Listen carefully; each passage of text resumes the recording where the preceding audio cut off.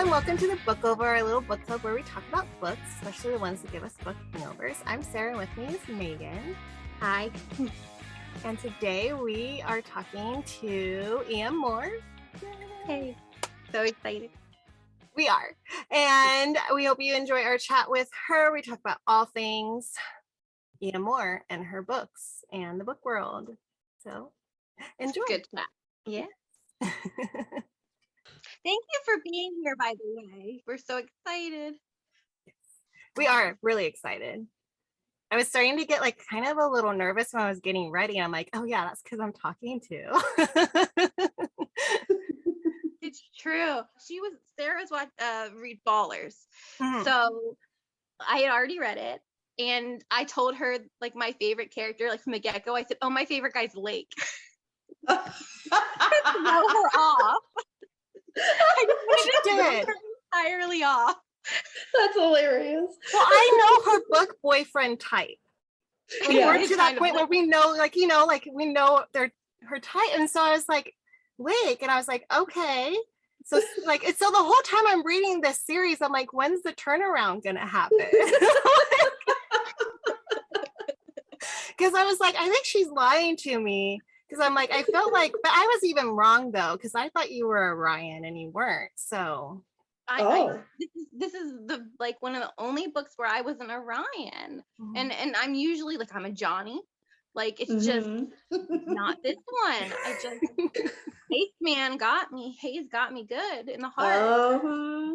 Which is very rare for me, but he's just special, that guy. Yeah. I just wanted to ask, we've been talking about this for a while. And then this is probably maybe I should have asked it later, but I have to ask, if you were to have written the series now after, you know, the heights and everything, would Lake have been in the harem? Like after with all the how everything's gone darker?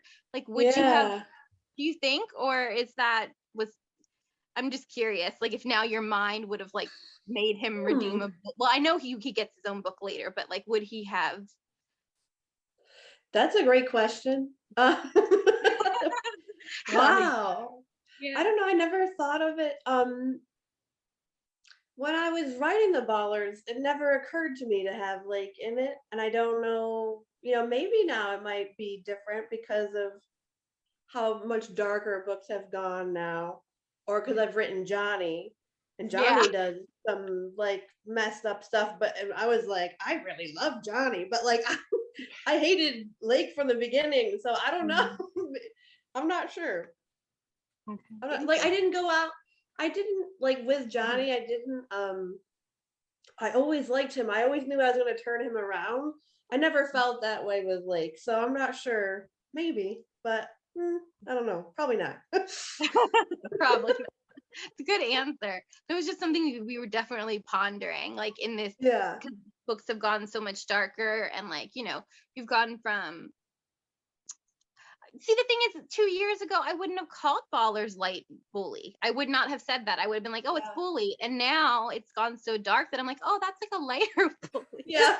I know. It's so funny how like times have changed with how we perceive dark books. Yep.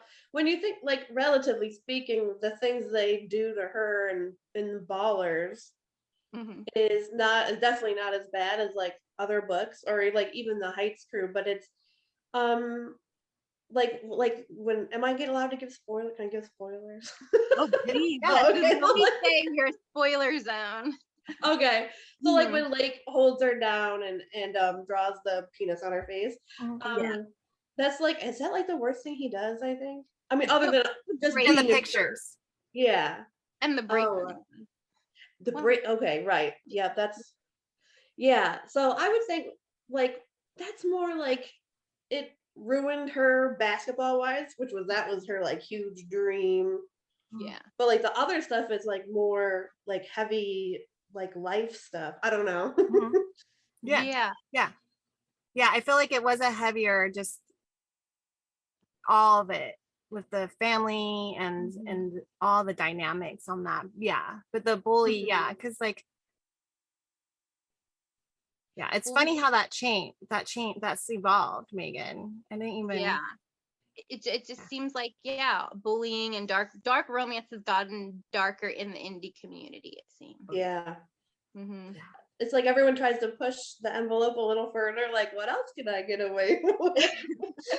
And then we all love it. Yeah.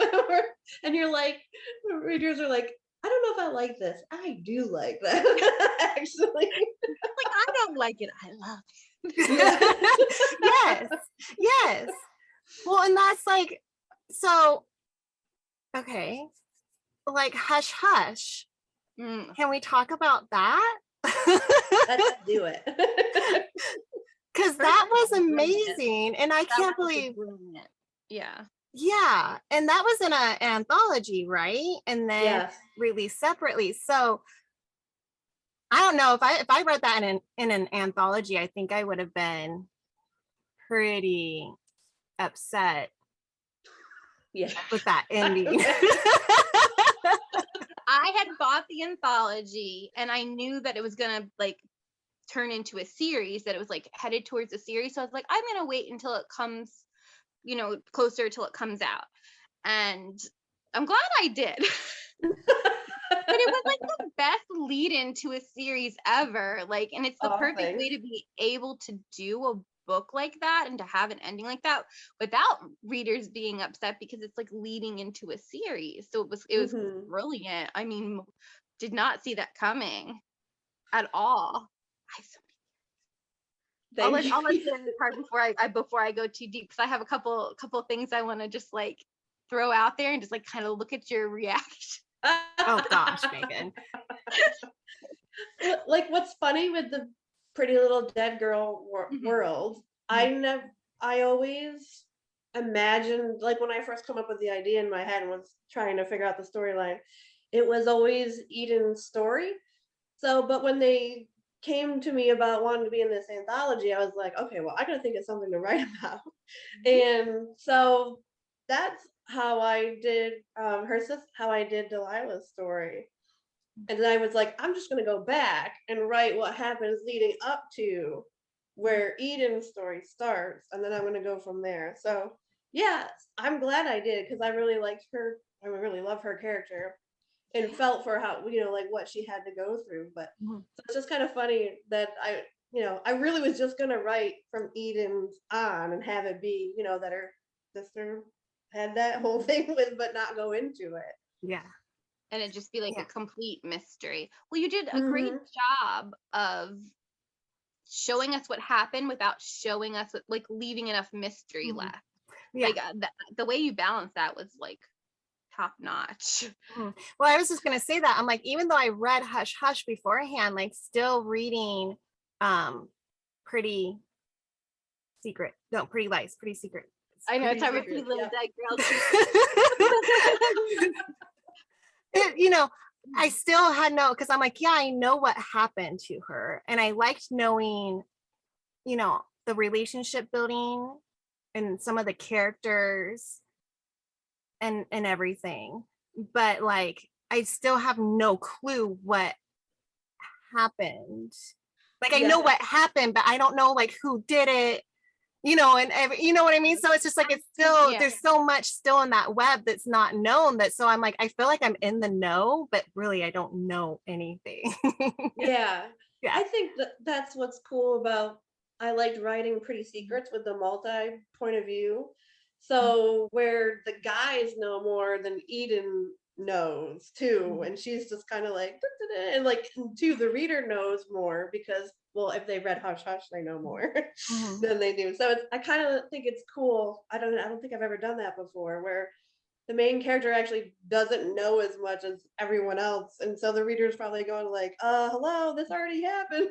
But she's just, you know, trying to work her way through it. But that's also great too for that reader who maybe didn't catch on that there's a prequel too, you know, because then they're not gonna feel lost. They're right there with Eden, you know. So yeah. And even with the guys, I'm still like, I'm very white choose. There's a revolving on the list of who's on the top of the list, and it's usually just depending on what's happening. But I'm pretty, well, I don't know, actually, now that I'm rethinking them. It's hard. It's always hard to pick a favorite. Is Right. that one of the did you always plan to write it multiple POV, or did that come about after the anthology? That I think I usually like when I think of stuff, I usually just think about it from the female protagonist point of view. So I think to add in the multi point of view was just because was specific to this story for me because it's I mean I can write that way, but I think if you read my other books, they're usually just from the heroine's point of view, usually. Mhm. But to develop that kind of mystery more, I was like, I should do it the other way. So I don't, hopefully it works. It did. I love it. I'm really enjoying the multiple POV. Mhm. Is it hard to get into everybody's head like that, or are you let's always in their head technically, but only giving us the perspective of the female main character usually? I think I find it hard just because this is like one of the only ones where I've written like a multi point of views. So I tried to make them so complete polar opposites of each other that I wouldn't like accidentally slip into the other's voice, So like Oliver, being British and whatever, I'm not gonna mistake him for, Leo or anything like that. Oh, they are very, I mean, they're all dark and like alpha, but they're all, which I love, but they are all very different, which again, I also love. I think that's really important to have like, you know, The different. yes, very different guys. And I love that, going into it, especially when you have like a darker book that the main character has a best friend, Mhm. like Mhm. with one of the guys in the harem. I think it's just easier to deal with like a harder character, like maybe a Leo, for example, when you've got somebody who you feel like is on side. Yes. Yeah, I agree. And I think I totally did that on purpose because I was like, people, um, I think are gonna hate Leo. But like I thought people were gonna hate Johnny more than they ended up loving him. So like I don't know, obviously. I really like Leo. Well, I like all of them, Yeah. but I do like, Oliver and Leo. Oh, Lord, I mean, see, like I'm just like I start thinking about one and then I think about the other one, but like I like Leo. I like his damage. I Yeah. like his anger kind of, because like I just like it when like someone's like that, and then when they finally like realize like they don't have to change, but they realize like when he realizes that instead of just saying something mean to her and walk away, when he actually realizes like that he's gonna like talk to her, that's Yeah. gonna be like everything. That's gonna be the Yeah. like moment, so Yeah. like that's like, because like she's got the best friend Oliver. I mean, I love like all that going on with them, and like Alaric's like the grown up, I feel like, but like, but like there's something about like the Leo part of it. But I guess then that makes him kind of like the Johnny too. Yeah. Yeah. Not to compare everyone to John. I feel like everyone forever is just going to compare everyone to John because he's such a wonderful character, though. I think that really speaks to that character. But Yeah, he's well, so see, with Johnny, I had to work my way up of liking Johnny. But then once I liked Johnny, I liked Johnny. Like it just, but it was the journey to get to liking Johnny. So it's like now as a reader, I know that I'm on that journey when I can sense that like emotion in me that I'm like, oh, I'm on this journey. I'm going to like you, like I like that kind of thing. Like, that's why I've been like, we were reading, the Bonds That Tie series by Jay Bree. And so like, I feel that way about like Knox. Like, I'm like, I know I'm supposed to really dislike you, but like, I can sense that I'm going to love you. No. Yeah, like the author's gonna pull it off and you're gonna end up loving that character anyway. So you're like, all right, I'm here for the ride. Let's do it. Yeah, let's do it. Yeah. I feel like I had that with Johnny very early on, luckily. I love that whole fake dating, but kind of dating, but I love that kind of thing. Mm-hmm. And then I'll never get over that like scene behind the clothing shop. Oh, I'm sorry. Kind of excited about Johnny for a minute. He was such a fun character to write, and it's funny because like when Uppercut Princess first came out, and Johnny got like a lot of hate, but obviously, like, I know where the story is going, so I was like being kind of like mama bear because people were writing me and be like, "Oh, Johnny's so horrible," and I'm like, "All right, I'm gonna fix it." Yeah. Like, just I'm be like, calm patient. down. Right. Right. That must have been so satisfying though when people started being like, "Oh, I love him now." Yeah, So it really was. Yeah, because I knew he had it in him Oh all yeah. along. Well, I think that's the fun part as like readers when we have like a go-to writer. Like there's so many now that like now that I've been reading for a while that I'm like, I just know like if I pick up an E.M. Moore book, like yeah, I'm gonna go on a journey, but Mhm. I know I'm in good hands. You know, like you're not gonna just like tear my heart out, smash it, and just leave. You know, like you're gonna Yeah. like.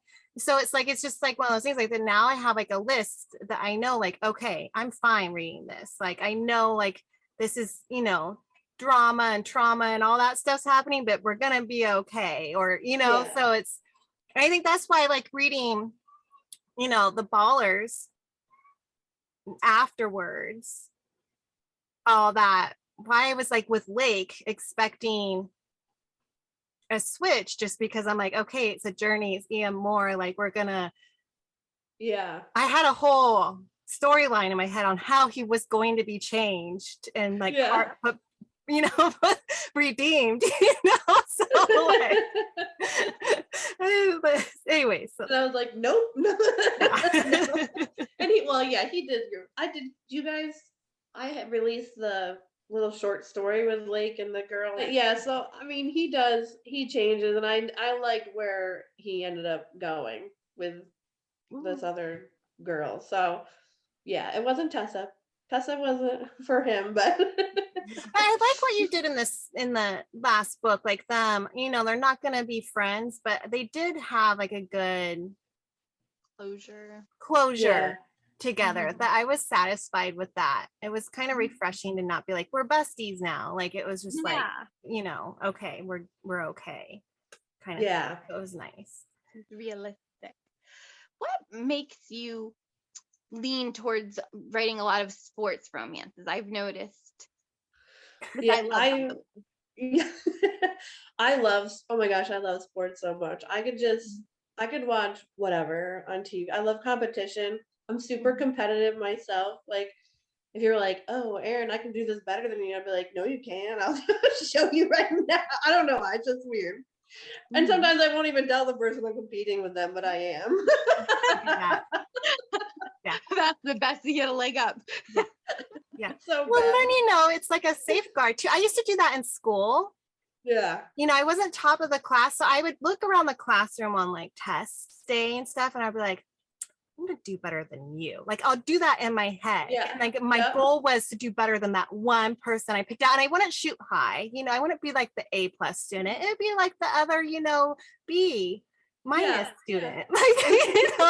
Like, you know, I would just be like, I'm gonna get a better score than you. And it just helps. Like yeah. For sure. And like growing up, my dad had like control of the TV. I don't know if everyone else grew up like that. But, like my dad had the remote and you watched what he watched, or you went into your room and read, which obviously I did a lot. But I did watch my fair share of sports with my father. And so yeah, I've loved it from such a young age. I will like watch the most ridiculous sports like in the Olympics, like the curling there. I don't know, I'm like so into that. I'm like, yeah, hit that thing. In the center of that hole. Oh my gosh, I love it. So yeah, I just think it's so cool. Like, you know, the competition aspect, and people, you know, work their whole lives to be pro athletes, and they have such drive and ambition. You know, it just takes so much motivation. I really respect that. So. Well, it comes across really well in your books because, like, you like with me when I read something that's like a sport romance or something, like if it's portrayed really well of how dedicated they are to the sport with their practicing and diet and everything, like I kind of start like it helps motivate me too. Like even Megan got a voice message of me on the elliptical being like, if Tessa can work hard, I can do this for 30 minutes, you know? So like, because that's like that's why who I think of, you know, like if I'm reading that, I'm like, okay, if Tessa can do this, I can walk the mile with my dog, you know, like Right. but it helps. And it's like, and I like that like a lot, you know, it's not just the men in the books either, you know, it's our female or leading lady that is like right up there with the guys. So I love that aspect of it. I wish there were more female athlete books.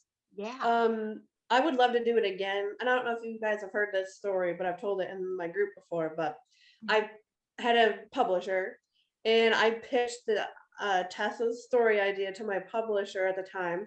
And they were like, no one wants to read about female athletes.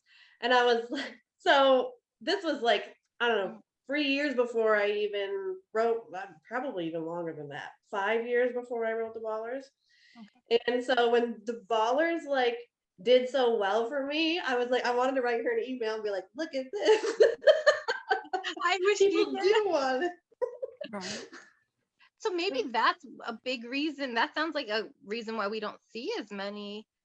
I mean, it's, we were talking about it and we're like, first of all, there's not very many sports reverse harems in general, let alone female athletes. So it's amazing that there's, you know, multiple female athletes.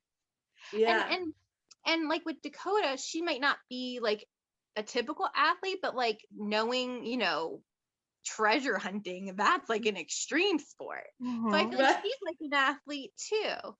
So I love that aspect of, you know, these strong women in these roles. Great. Yeah, like maybe like more male. I guess I write that a lot, don't I? Like females like in male dominated things. So sports, treasure hunting, and now the secret society. Oh, there you go. Exactly. That's a recurring theme. I guess I'm like girl power all the way. Yeah. I love it. We love it. It's great. We do. And then they're the center too. You know, they're the if the group of the guys fall in love or her, like it's just like it's perfect. So you just made me think of with St. Clary's the series. And this is totally random. I love their house. Like the description of their house, I want to vacation there or live there. So like how did you come up with that? Like, are you like just seeing stuff on TV, or like what makes you go like this is like where these people are going to live? Like how do you do that? Like so their house in that series, I was like, okay, they're gonna have a view of the mountains and they're gonna want to have as many windows as possible. So, and in my head I'm like, I don't even know if this works, but I'm totally doing it. Like all the windows, and then even like the bedrooms were glass, but the blinds come down. So yeah, I just like dreamt of like what I would want my house to be if I lived near this really beautiful scenery. So yeah. Because I can picture myself like flipping through like home magazines trying to like get the right, but you don't, it's all in your head. And then like it's like, is it weird for you to think that other people are picturing it, the layout and stuff? I mean, I don't know, like, because like I have it's very like, I know the layout, the decor, the windows, everything. I have a very clear picture, and I just like it's so I wish there was like a good way to like send you what I'm picturing, be like, is this what you envisioned? I know, wouldn't that be fun? I would love that. Like a version of The Sims, but just with design. There you go. Right.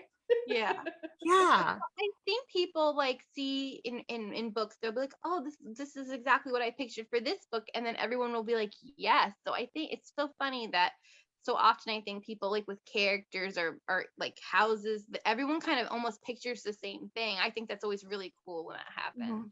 Yeah, definitely. It's true. I was actually just talking to somebody who's like an architectural design or something on somebody else's group, and like did a floor plan of like the house. And then I commented and I was like, kind of, but some things would change because I didn't fully agree on one of the layouts of one of the floors. I'm like, that's not quite what I envisioned. But then I was like, but I'm picturing paneling in the study and this kind of fireplace. She's like, yes. And I'm like, okay. That's fandom. I'm very much on the decor side of things, you know, so I was like, okay, like I could, you know, so it is fun when you're like, oh, okay, wow, people are like envisioning like the same thing. Cause sometimes it's not like, you know, you're not going into like, you're not writing a full chapter on just how this house looks. So just with like the few words that you do describe it with, it's just all of a sudden it's like, here it is. And it's just, it's, yeah. Yeah, and it's cool because even just talking about with you, I mean, I haven't written those books. I don't know how old they are, like 2 years maybe. I don't know. I can go like I know exactly what it looks like. I can go back there in my head. Yeah. So how do you come up with the ideas for your books? Like, does it just pop into your head? Do the characters start to speak first? How does that come up? What's your process?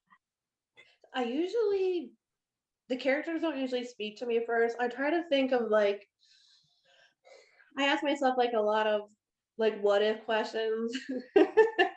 Like what if, and I'll start like, what if there was a girl whose sister died? Like this is where I start from there, you know what I mean? And like build onto it. But it also is like, because I've been writing so much enemies to lovers recently, I try to go with like, all right, so what could two people who be enemies, and like how fascinating would it be for me to bring them together, like, but make them complete enemies. You know what I mean? So I try to build it up from there, and then I think about the characters and then their backgrounds, and you know, try to come up with something really good. But yeah, I usually just start like, what if this happened? What if that happened? Yeah. How long does that whole process take you? Like from like the what ifs to like the end? I think I build it in my head first, and then I'll start ruminating on the story idea. Like I like lay up at night in bed sometimes just thinking. That's like the time when I'm thinking about a story and trying to build it in my head. It's usually at night when I should be sleeping. So yeah, and so I'll just think about things, and then I'll start getting a more concrete idea of what I want to do, and then I'll start writing it down and thinking of things like, what do I want the girl's name to be? You know, is she in school? Like, what's her occupation? Like, sometimes those things are easier depending on like what I've come up with. Yeah. But it's different for all of them, because like St. Clary's was born because I love the Curse of Oak Island show on the History Channel. And I was like, I want to write a treasure hunting RH. And then I just had to think about what I wanted to do within that realm. But I was like, no one's ever done that before. To my knowledge, maybe they have, but I was like, I don't think so. And I was like, I think this would be super cool. And I always have, you know, like we kind of just talked about, where the girl is, you know, everyone, she's like, you know, in a male dominated thing. So you have the other family, and then you had Dakota and her thing. So that was born from there. So sometimes it's just things I see, and then I'll start thinking, and trying to think with Pretty Secrets. It was just this whole idea of the secret society that really got me, that I wanted to do. So it was like, okay, if I do secret society, what am I going to do? And then just building it from there in my head. And I've seen that you said that you've mentioned Skull and Bones a little bit being a. Yeah.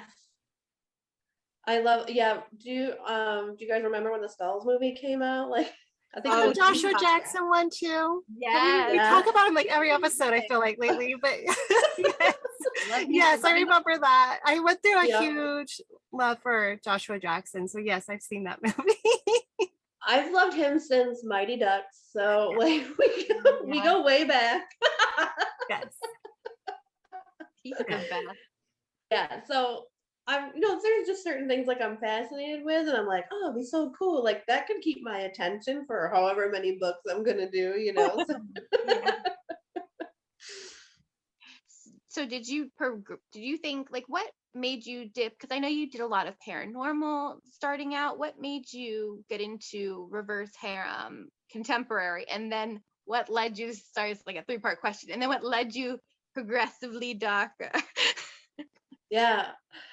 Well, so I think, because when Reverse Harem first came out, it was a lot of paranormal. There wasn't really much contemporary. And I'm trying to even think the first paranormal I read. I know it's like one of the oldies that everyone else has already read, but I just can't think of it. But anyway, so I started there, and then when like the contemporaries first started coming out, and I was like, wow, I've always had Tessa's story in my head because I told you I pitched it to the publisher, and I was like, well, before I even knew like Reverse Harem was a thing, and I was like, I could totally turn this into Reverse Harem. You have one girl on the basketball team, and then there's 4 other spots. So it was like, I'm totally gonna go for it. So it was just from like Reverse Harem getting bigger and like growing, and then I think I read a contemporary, and I was like, okay, that's it. I'm totally gonna write one, because when you first think of Reverse Harem, I guess because it's not the norm, you're like, it'll be easier to do in a paranormal setting because that's not, normal anyways. Yeah. So it's kind of the challenge to do it in the first contemporary setting, for me as an author, to figure out like, how am I actually going to make this work when this isn't the norm for everybody's relationships? And it was pretty cool. It was fun. And I think that's just kept going from there. And then how do I get darker? I don't know. I think it's just based on like everyone else started writing darker, and then I read in the genre, and I'm like, oh, okay, that was cool. And they're pushing the envelope, and I was like, I can do that too. So just kept going. So I love it. Oh, and I have to ask, sorry, before I forget about one of my favorites ever, Cole. Oh yeah. This is like, I need my scoop, but did you ever consider having him in Dakota's harem, or was he never meant for that? I totally did, because I fell in love with him, and I love him so much. He will get his own book eventually, because I just will not let him go. But I honestly thought about it, but then it didn't feel right for Dakota, even though it totally could have gone there. But yeah, it just didn't feel right. So I was like, I love him, I love his character, and he's gonna have his HEA eventually, but it's just not gonna be with Dakota. So there was a chance, because there was some chemistry. There is. It was like a will they, which I kind of loved not knowing, like if that would happen. Well, and then when it came when we all got the like, when we got the story, more of a story of what's going on, then it was like, okay, but yeah, there was so much.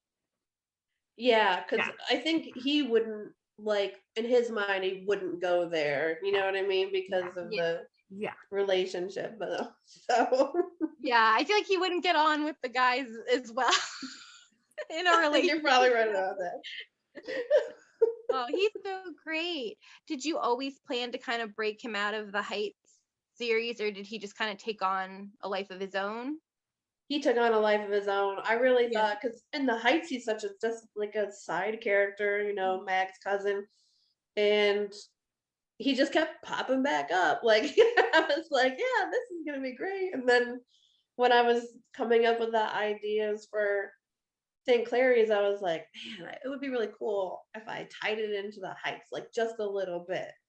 And I was like, well, I gotta throw Cole in there. So that was like a mic drop moment. I didn't see it coming. I was like, what? And does he like come riding in on a 4-wheeler or something at the end? Yes. Like there's an explosion, like that they the blew up. Yeah. Oh, that was great. Well, has he been in the most, I'm trying to think, has he like made the most appearances in different series at this point, or different books if you count like Finn and like the standalones with Jax? Yeah, I think he must. Yeah, he must be, because he's in Heights, and then St. Clary's, and then Finn. And is he in Jax? I think he might be in a little part of Jax. Like a little. Yeah. So, yep, he'll get his eventually. I just love that though. Like Megan, I mentioned this a lot. I fall in love with like the secondary characters, the ones that just show up to say that little thing to like put something in movement. And so I'm always the one that's like, I want this person's story. Yeah. So like when that actually happens or you see them more, you're like, oh, I just get so excited. There's been so many books where like we'll be talking about it like on the show and I'll be like, you know who I really liked was so and so. Megan be like, who's that? And I'm like, oh, he told her this. Yeah. You know? Like because that's just like I just like there was a book I was reading, a series, and there was this one roommate in this series that was always like grumpy and stuff, and like the writer never wrote his own book, and I pestered her. I wrote her an email and I think I messaged her and I'm like, when are we, and I forgot, I think his name was Devin. I'm like, when are we gonna get his story? And she's like, oh, I'm not planning it. And then she ended up making a novella and like put it in a box set, and I was like, I love this so much because like you know, he's like, why is he so grumpy? Like I need to know this. Like, right. And then I'm like, I know, and he's like my favorite because he's like this like little side guy. Yeah. That's great. Yes, I love him too. All the side characters. When that happens, which brings me to some side characters in Hush Hush. Okay. Now that we know that Hush Hush wasn't originally planned, some of my theories are kind of trickling away in my head. But will we see some new characters that maybe, you know, we haven't seen yet? I have one in particular in my head. Okay, give it to me. Cousin, maybe, of somebody. I liked his character, and then I didn't write him into Pretty Secrets at all, did I? and it made me suspicious. I can't tell if if you're trying to throw us off or not. I don't know. Like I have a theory about him, so I'll hear it. What is it? Well, Megan, do you remember the full theory? Because I was like, he was such good friends with her. Like, you know, he was like buddying up, but like I always felt like there was just something off of that. Like maybe he was into her. Like he was into her, but because his cousin was there and like his uncle was helping him be at the college and stuff, but he wasn't part of the society. Like I'm wondering if he wasn't there that night and he was involved with her being pushed over. I'm wondering if he's not, because there's a couple of times where Eden, I think there's this time where she was like, oh, I know that voice, but they never said who that voice was. Or you never said who that voice was. So like I'm just like, is that the voice? You know, like there's just like a couple of times where I'm like, where is he? But it's since like now that I know that Hush Hush was written after, because we've seen I'm drawing a blank on his name. It starts with a D, right? Dimitri. Devin, right? Devin? Is it Devin? No, the boyfriend. Oh, Delilah's. Yes. Yeah, Keegan. We've seen him, but we haven't seen his cousin who used to always be with him. Yeah. Okay.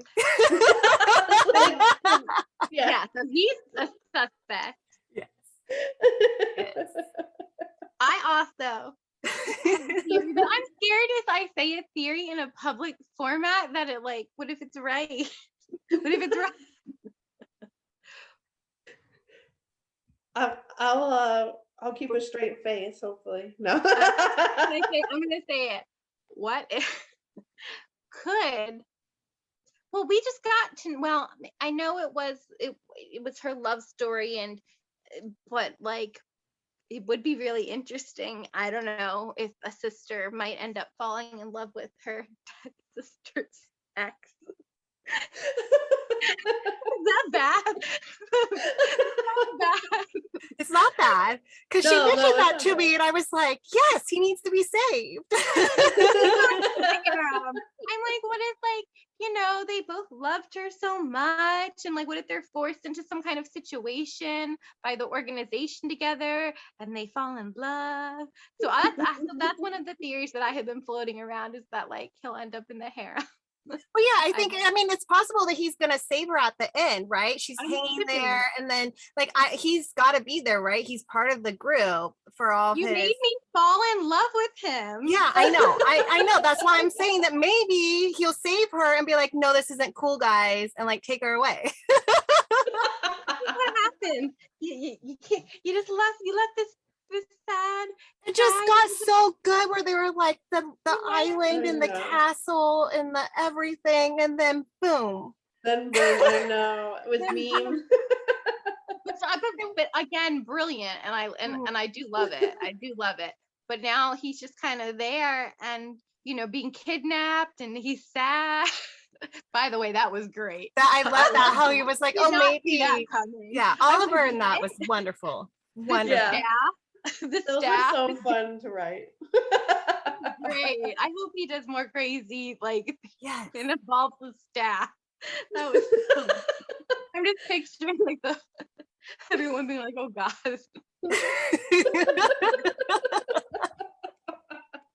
Like, what's he doing now? Like, I just figured like his staff is going around like shaking their head at him, like, what is he doing? But like, They they need can't say royalty. anything. Like, what are we gonna do about it? Diplomatic immunity. Right. Oh, it was. Well, that was wonderful. Yeah, you've been really good at keeping a straight face. I didn't get any of the or non-verbals I was looking for. Well, you will definitely see Keegan in book 2 if that helps. That does help. Any little bits help, and maybe some other characters. Maybe. When will we? How long do we know about stalkers that might have been involved in pictures? Well, that could be the cousin. It could be the cousin. He was slightly obsessed with her, I feel like. And then he'll move his obsession on to the sister. This is what we do. We like to sit and theorize. Yeah, I like it.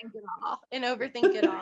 Well, I love that the book lends itself to that. There's nothing more fun than a book where you can sit and like dissect every little piece and be like, I think this happened. I think this is going to happen. It's really fun. And I think that's part of the great experience of reading it as it comes out. Because there's like this whole movement of like waiting until series are finished. But I feel like what's the fun in that? It's so fun to like live read it and talk to people. Yeah. That. It's almost like going to the movies. It's like having that experience with people. Yeah. So I love when books can do that. Like make us think all these crazy crazy things. Yeah. And because you read other books, you're like coming up with like crazy things, like they could do this or like anything's possible. Like, it's just like, yeah.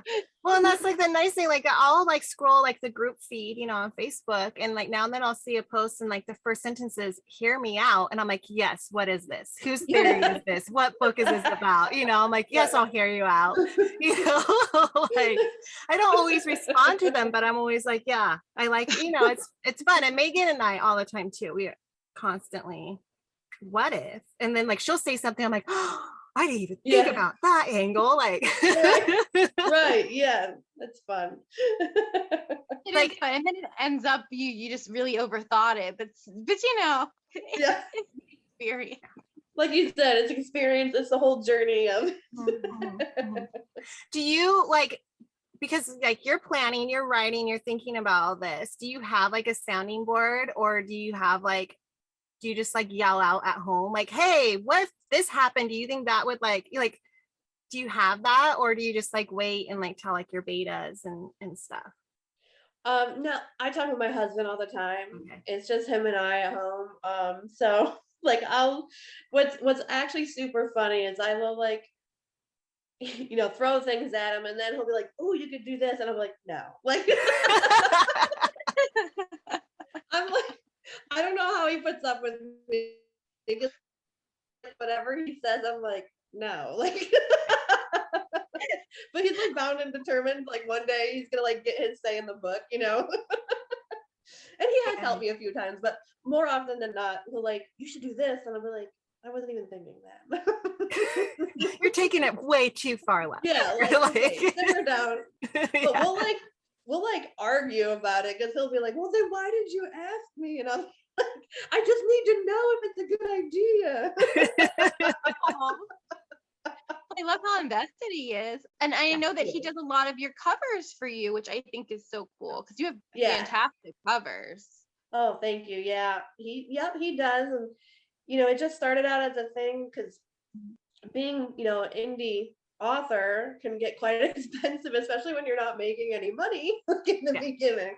So he really just taught himself how to do it for me. He didn't have any like prior experience. And so like as I've written more and more books, like he's like whole thing has grown, and gotten better and better. So like we're almost like going together, like getting better and better. Yeah. I thought that he had to have been a graphic designer and it just like worked out. I'm like, oh, good marriage match there. Right? No. Yeah, he only just specifically started doing it for me because covers are like super expensive depending, like I said, when you're not making any money. So like the first book I wrote, that wasn't with a publisher. So I was with a publisher first under my well, I say my real name. It is my real name, but like I have my husband's name. So and so they obviously did the covers, but I was like, I'm gonna do indie.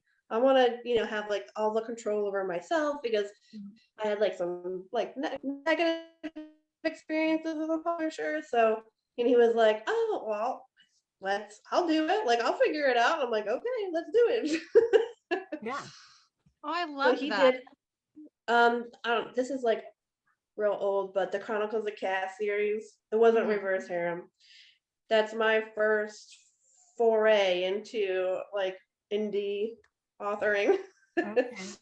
Yep. And then I did Ironically Vampires. That was my first RH way back in 2017. Wow. OG. Yeah. I was thinking about it yesterday. I was like, oh my God, that was 5 years ago. Like, I don't know. Crazy. It is crazy. Yeah. Mm-hmm. Sorry, I was like just doing math. I'm like 5 years ago. Like 2 years ago. I know. Well, yeah, because we won't talk about the unspeakable years we just had, so it only feels like it's been like 2 years. Right. Yeah. Right. Yeah. There's a gap missing. Yeah. Right. Exactly. It will just those that happen. I'm right through that. So, what was I gonna ask? I could ask a question. You do it. I have one for like someone who's new to you. What series would you recommend for like a first timer? I usually will recommend The Heights Crew just because that's like it was like a breakout series for me, and it's by far my most popular, I think. So I feel comfortable in thinking like, hey, that must be a really good one. So I usually would say start with Uppercut Princess. I agree. Do you have a favorite of your like own? Like, is there like a series of yours that you're like, this one like just holds a little bit more of your heart than the others? Yeah, it's probably not good to say that, right? But it's okay. It's like taking a favorite child. I don't know, you're probably not right? But I love the Ballers. Like, I will just love Tessa. I think we talked about it earlier. Like, her to be like this great female basketball player just really is like, I don't know, hit home for me. And I think I cried the most while writing those books. I think just a whole bunch of things. And then I told you before, like when someone told me I couldn't do it, like no one will read those. And then I was like, well, I'm going to do it anyways. And then people really, really enjoyed them. I would say probably more so than my paranormal. People know me more for when the Ballers hit than before when I was writing my paranormal stories. So And it's a really cool story that the publisher like said no one would like this, and then you showed them. Yeah. Good for you. Yeah. And you won. So that's another like the thing. Like you won that. You won that for sure. And I think it really feels good actually. I've had several times felt like I would write them an email because, but like that's one of the reasons that I have a difficult time with like traditional publishing now is that they're gatekeepers for a lot of things, and they have a lot of misconceptions about what people will read. Like, so I went through the whole process of like querying agents, querying publishers, and they'll say things like, oh, no one reads vampire stories anymore. Well, yes, they do. Just because Twilight came out and hit it big, like people are still, doesn't matter. It's not over. Like vampires will always be big. Like certain things like that they like to say, well, we can't buy this from you because it's vampires, or we won't buy this from you because no one's going to read this story about a female athlete. So that's one of the reasons why I'm like, I would prefer to just write what I want to write and then let the readers decide if that's something they want to read or not. Yeah, I love that. I think that's what draws a lot of us to independent publishing. It's because it has all those topics that, get taken out when it comes to published books. I feel like there's way more creativity and just newer story, better story. I don't know if better, but no, wider. But there's like a much wider, I mean, just thinking of like the days where I scroll through Kindle trying to find like I'm craving this type of story, and then you search those keywords and like all the options, and you're like, oh wow, I didn't even know that this was like, I was picturing like 2 books available, especially when I first started reading on like my Kindle app. I was like, I didn't know that this was even a thing, and I just on a whim searched it. I'm like, okay, so yeah like the invention of ebooks has just been such a great, amazing thing. I remember Barnes and Noble came out with like the Nook first, and I got it was like $500, I think, and my husband got it for me for Christmas, and I was like crying, and I was like, oh my god, I got a Nook, I can read all my stories on there. Then of course Amazon, the juggernaut that they're like, well, here's the Kindle. Yeah, I just accidentally dropped my Kindle today, and the sound I made like had my husband looking at me like, who are you? And I was like, is it okay?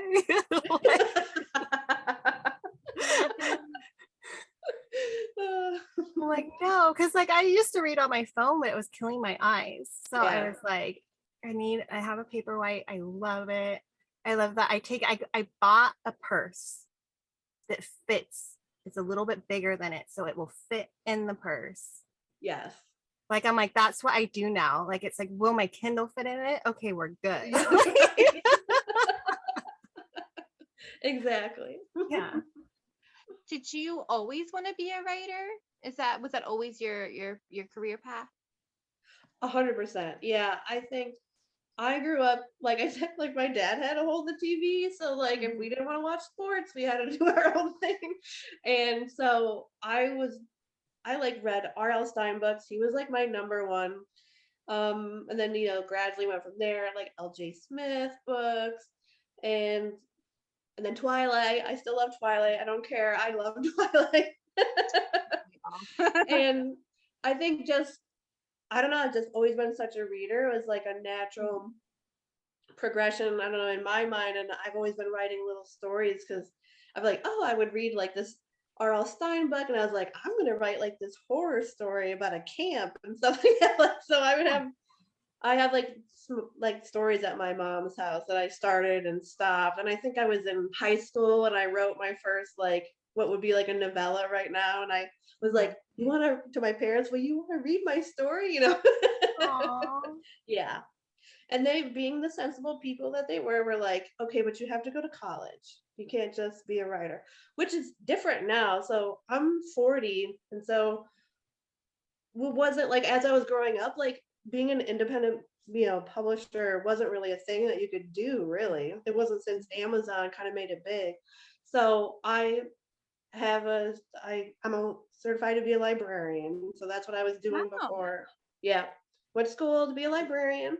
That's awesome. Yeah. So I was like, books, right? That's my thing. So And I did that for, a long time. And then I was like, well, I really wanted to give it, the full-time author a try. And I hadn't really made money like I didn't have like a solid fan base where I was like, it'll be cool. Like I have enough money to make this work. Like I already have a fan base. I like had nobody. And I was like, I quit my job January 2017. I wrote Ravana Clan like that year. And I was like, all right, I'm doing it. So Wow, 5 years later, that's amazing. yeah. I mean, thankfully it all worked out, but it could have gone the other way. But I don't think that. See, but your writing is so great though, so I don't think it could have. Too good to fail. Right. Camp horror from high school. Maybe you should revisit that because that sounds like a really cool book that I would read. Throw a little romance in there. I'd be in there. I know, right? Yeah. A good little short story. Romantic horror. I would like that. Yeah. Yep. I love R.L. Stine. Oh my gosh. Have you guys read his book? I'm talking about like the Fear Street books. Like Goosebumps. I'm a little too old for Goosebumps, but like the Fear Street books were my jam. I love them so much. He just had those movies come out on, was it Netflix? I was gonna say, did you see the Netflix? Yes, I did. They were so awesome.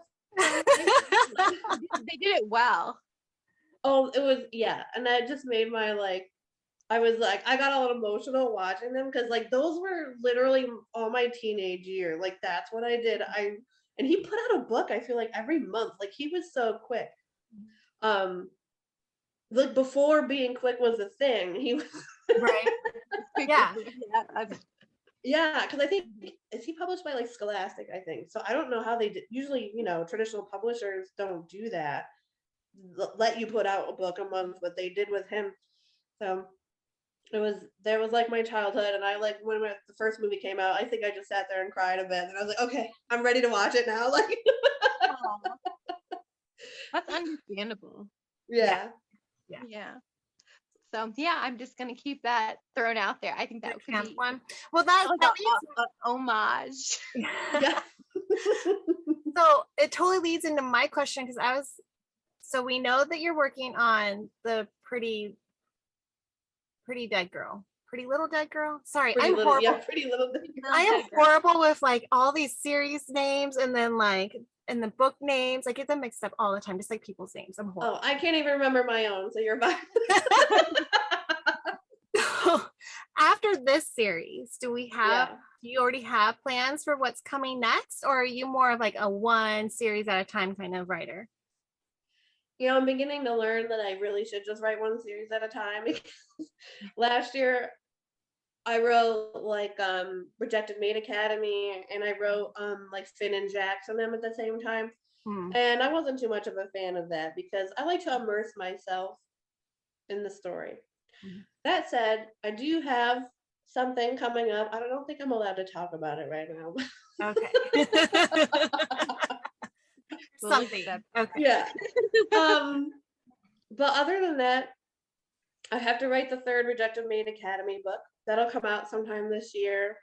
I need to write Cole's book. I don't know if that'll come out this year, like maybe the beginning of next year, but and then I also want to I want to do recover some of my old paranormal books and see if I can't breathe some life into them and maybe go back through them because hopefully I've grown as a writer so I can go through, make sure they're up to what I write now, and then re-release them into the world because I do think they're good books. Most people don't know me for them, but I do like their stories. Of course. I love when series get makeovers. It's great. Yeah, they need makeovers, so hopefully I would like to do that soon, sometime this year, to relaunch them. So hopefully. It's just time consuming because I have to go back through and reread it because it'll be like a new story for me. I'm like, oh, I forgot I did. Yeah, I would think at this point you've written so much. Yeah. Wow. I know we're really looking forward to the rest of Pretty Little Dead Girls and then everything else in the future, especially Cole. I'm enjoying going backwards too, because like I did the Heights crew first, I think, and then the football. Is it Springfield or Spring Hill Blues? Yes, yeah, that one. And then like St. Clary. So like I'm kind of like I feel like all over the place, and recently was the Baller. So I'm like I'm just all over the place. So I'm like I'm okay with just hopping around a lot, but yeah, like they're Ballers and Safe Haven Academy, the duet that I wrote. Those are like the only ones that aren't really like connected in a way, even though the other ones you don't have to read them connected wise. But it's so funny because like I wrote Spring Hill Blues and I couldn't let go of Oscar, and I was like I gotta put him in a book, and that's like the whole Heights crew started from Oscar. It wasn't even like Kyla. I was like I gotta figure out how to put this guy in a harem. So then I thought of Kyla. So and then from the Heights crew, it was Cole, and I was like, I gotta put Cole in a book. And then Cole kept going. And Cole's like, nope, not this one. Yeah. Oh, I love that. Yeah. So the characters take on lives of their own. Yeah, definitely. Like Oscar didn't even show up until the second book in the Spring Hill Blues duet. So. And like just from the minute that I came up with this character, I was like, "Oh my god, I just love this guy," and he's such a jerk in that book. But like, I don't care. I had to. Right. He's not even the biggest jerk at all in the Heights crew. Right? Yeah, exactly. Yeah. He's like tame compared to the other. I don't mean to jump around, but I'm sorry, this question just came to me. I have to ask, was Magnum always going to be in the harem too? Was that always, or was yeah. I was, yeah. I didn't see him coming. I believe I usually can see the harem coming, but he kind of took me by surprise, which I loved. He did. He took it. He didn't take me by surprise. I felt like I wanted him there. Yeah. Well, I wanted him there, but like I just didn't. The first no, but there was hints. There were some hints. I felt like there was some lingering looks or something. There was a hint here and there, or am I just not? I feel like there were hints. Well, like at the end of Uppercut Princess, he helps her, like because something. Did she get shot? I don't know. There's like the shootout at the end of Uppercut Princess. He got her out of there. Yeah. And there's like they do have like a little moment. But that was the first. He got shot, right? Didn't he get maybe shot? It was he got shot. Like him like taking care of it, and then there was sorry. All of them got hurt. There was a shootout. I think it was him, and she was like, "You're bleeding," and he's like, "It's fine." Yeah, exactly. It happens. It happens a lot. Yeah. So he wasn't originally planned. I think that was the first series I wrote where like the harem wasn't like, well, I'm gonna say this, but like known from the beginning. Like before, I'd only written the harems like they were all friends before. So like the Ballers and Safe Haven Academy too, they were all friends. And so this one was like so much fun to write because it was like they don't even really all like each other. And it was like trying to build and how am I gonna get to make this work? It was like quite a challenge actually. But I do like writing that way, and that's why I brought it back into the Pretty Little Dead Girls series for Eden, where they don't like each other either. So it's how am I going to make this work? But I do think, I think from the beginning, Magnum, he was going to be in there. Okay. I love that though. I love not knowing, and I do love when they aren't all just like besties to begin with, and they kind of get roped in by the lead. It's always exciting. It is more like from the writer's point of view, for at least for me, like it is more difficult to do because you have to think of so many things, like how am I going to bring them together if they literally can't stand each other? And like for the girl too, not to be like, okay, like you two are ridiculous, you know what I mean? Like if they're fighting all the time. So you have to bring them together in like in a common Right. ground, firstly. So Like a common goal, yeah, common goals. Yeah. common person. Yeah. Yeah. But I like that. I like that when, like, you know, the leads, like, you two are just stop, you know, and then I like that, like, development, because even with, like, you know, like, Alaric knows Leo, like, Right. they know each other, you know, and so, like, it's like there is a relationship there just because, like, they have a past that we don't know of them when they were around each other before, you know. So, like, I like how that's, like, still connected, and then we just get to, like, find out as, you know, comes together. I like that kind of thing. Yeah. Yeah, it's fun. They earn it too. They're earning that full found family thing. Right. Totally. Yeah, it's fun to see them do it too. Like them come to terms and like not just with the girl, but come to terms of like, okay, like it is pretty cool to have these other guys there too. Yeah. Not just, you know, be with one person. Yeah. Yeah, exactly. Yeah, the whole found family, the whole I do love that and feel deserving of that for like maybe a character like Leo. Right, exactly. Oh my gosh, I love it. Well, thank you so much for answering all of our totally random questions. Oh, you're welcome. And letting us fan all over and theorize all over. I know. Sorry, we were totally fangirls this time, and we're kind of all over the place. Like, I'm trying to put this in my professionalism scale. It's going pretty low. It's going pretty low. Okay, because I want listeners to be like, yeah, I would have been the same way. And I think that's the charm. That's the charm. Have charm. But yeah, thank you, Erin, for joining us. And I am looking forward to seeing if anything we said about our theories come true. It's gonna come true. It's like, I don't know, reappearances. We'll see.